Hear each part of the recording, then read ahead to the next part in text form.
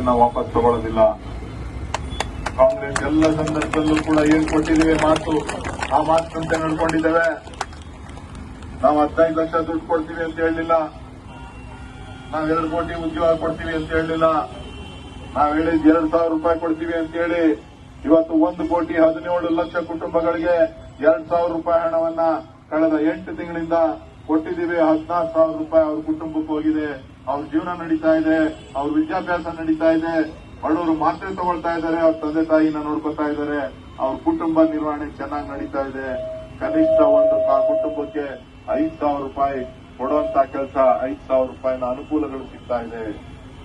ಇದು ಕಾಂಗ್ರೆಸ್ನ ಗ್ಯಾರಂಟಿ.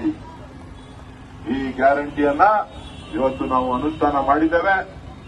ಮುಂದೆನೂ ಕೂಡ ಇನ್ನೂ ಅನೇಕ ಬದಲಾವಣೆಗಳನ್ನ ಈ ಭಾಗದಲ್ಲಿ ತರುವಂತಹ ಪ್ರಯತ್ನವನ್ನ ನಾನು ಮಾಡ್ತಾ ಇದ್ದೇನೆ.